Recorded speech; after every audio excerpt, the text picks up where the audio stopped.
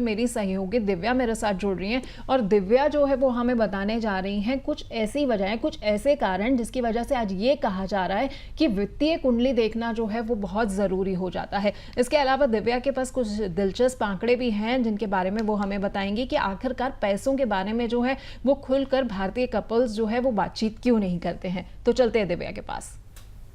जी बिल्कुल पल्लवी जी, जैसा कि हम जानते हैं कि जब हमारे यहाँ इंडिया में, भारत में शादियां होती हैं तब अक्सर लोग ग्रहों की कुंडली मिलवाते हैं, गुण मिलवाते हैं लड़का लड़की के। लेकिन अब वित्तीय कुंडली मिलना बहुत ज़्यादा ज़रूरी हो चुका है, जो कि शो में हमने एक केस के बारे में सुना अभी कि किस तरीके से सिबिल स्कोर देखकर लड़की ने रिश्ता रिजेक्ट कर दिया क्योंकि लड़की का सिबिल स्कोर खराब था। इसके अलावा एक और खबर आई थी कि किसी को नौकरी से भी रिजेक्शन मिला क्योंकि उसका सिबिल स्कोर खराब था। तो कुल मिलाकर आपको फाइनेंशियली भी अपने आप को हेल्दी रखना है। चलिए अब आपको बताते हैं कि क्या कुछ देखने को मिलता है शादियों में। देखिए, पहले शादियां जब पक्की होती थी तो गुण मिलवाए जाते थे, लड़का लड़की की कुंडली मिलवाई जाती थी, परिवार देखे जाते थे। लेकिन अब पैसा भी शादी की बातचीत में आ गया है, एक बड़ा फैक्टर। साल दर साल हमने देखा है कैसे पैसा एक अच्छा रोल प्ले करता दिख रहा है कपल्स के बीच में, खास करके जब बात शादी की होती है। अगर जीवन साथी पर कर्ज ज्यादा है तो शादी के बाद ये कर्ज और ज्यादा बढ़ सकता है और पार्टनर को भी स्ट्रेस दे सकता है।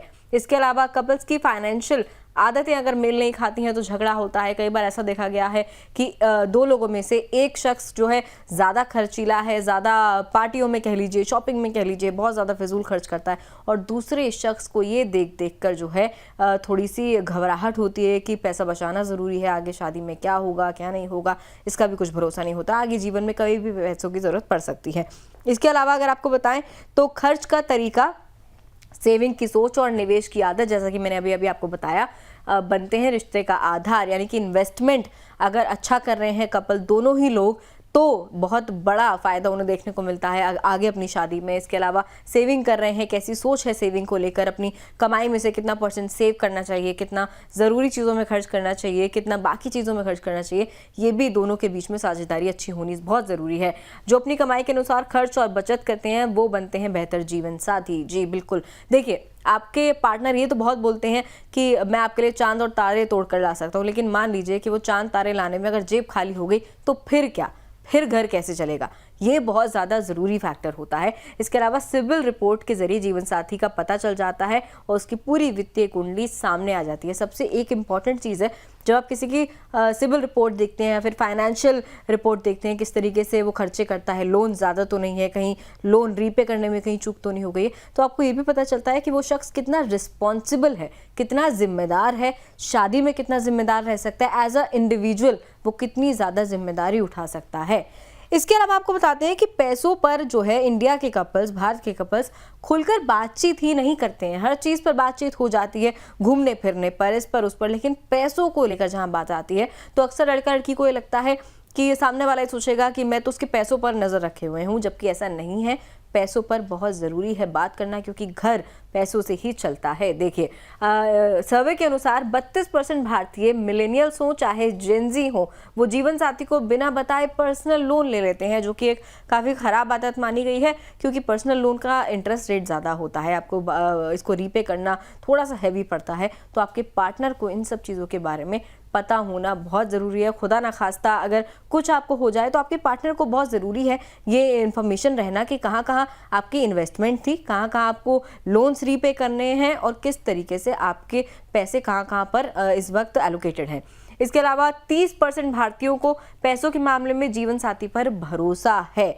ये एक अच्छी चीज़ है अगर हम देखें तो। इसके अलावा अगर आपको बताएं तो 68% भारतीय महिलाएं हाई इनकम वाले पार्टनर से ज़्यादा जो है फाइनेंशियल स्टेबल पार्टनर पसंद करती हैं। तो ये तो मुझे लग रहा है लड़कों के लिए भी बहुत अच्छी टिप है कि ज़्यादा कमाना तो ठीक है, लड़की उससे तो अट्रैक्ट होगी, लेकिन अगर आप उस कमाई हुई राशि को तरीके से खर्च करते हैं, अगर आप एक रिस्पॉन्सिबल पर्सन हैं, रिस्पॉन्सिबल पार्टनर हैं, तो कोई आपसे ज़्यादा बेहतर तरीके से इंप्रेस हो पाएगा।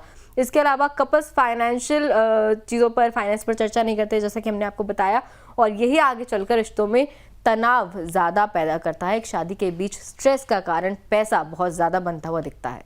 बिल्कुल, आपने सही कहा। बहुत-बहुत शुक्रिया दिव्या आपका इन तमाम आंकड़ों के लिए। और दिव्या ने हमें बहुत अच्छे तरीके से जो है ये भी समझा दिया है कि हम आज जो मुद्दा लेकर आए हैं, जो हम बात कर रहे हैं कि आखिरकार शादी से पहले जो है वो कुंडली के अलावा आपको ये भी देखना चाहिए कि आपका सिबिल स्कोर भी आपस में मैच खाता है नहीं खाता, ये क्यों ज़रूरी हो जाता है आज के वक्त में। तो वापस चलते हैं दर्शना जी के पास। दर्शना जी, एक सवाल जो है हमारे दर्शक का वो भी इन्हीं आंकड़ों से जुड़ा हुआ आया है, क्योंकि दिव्या ने अभी बताया कि 32% पार्टनर ऐसे होते हैं जो पर्सनल लोन ले तो लेते हैं लेकिन अपने पार्टनर को नहीं बताते हैं। तो नोएडा से सोनाली गुप्ता हमारी एक दर्शक हैं, इन्होंने भी कुछ ऐसा ही सवाल भेजा है। ये कह रही हैं कि मेरे मंगेतर ने मुझसे छुपाकर जो है वो पर्सनल लोन लिया है और अब मुझे पता चला है, तो क्या ये भरोसा तोड़ने के समान नहीं है? और दर्शना जी, अभी हम यही आंकड़ों के बारे में बात भी कर रहे थे कि भाई भारतीय जो है वो अपने पार्टनर पर भरोसा ही नहीं करते जब बात आती है लोन वगैरह लेने की, बताना नहीं चाहते हैं, और इन्होंने भी यही अपनी दिक्कत का जिक्र कर दिया है। यस, तो ये सच में काफी सीरियस मैटर हो सकता है, क्योंकि लोन लेना कोई छोटी बात नहीं है, या ये कोई छोटा डिसीजन नहीं है। ये एक फाइनेंशियल कमिटमेंट है। सो अगर किसी ने आपसे ये बात छुपाई, तो आपको बैठकर उनसे डायरेक्ट और ऑनेस्ट कन्वर्सेशन करना चाहिए, क्योंकि शादी में सबसे पहले ट्रस्ट होता है, वो फाउंडेशन ही वो है। तो अगर वो नहीं है तो फाइनेंशियल ट्रस्ट भी उसका एक हिस्सा ही है। तो ये डेफिनेटली ये सोचने वाली बात है कि उन्होंने आपसे क्यों छुपाया, और इसका आप पे भी असर हो सकता है। कल उठ के अगर वो लोन डिफॉल्टर बन जाते हैं या कुछ भी होता है, तो उसका पूरा लाइबिलिटी का टेंशन आप पे शिफ्ट हो जाता है, और आपकी जिम्मेदारी बन जाएगी वो लोन रीपे करने में।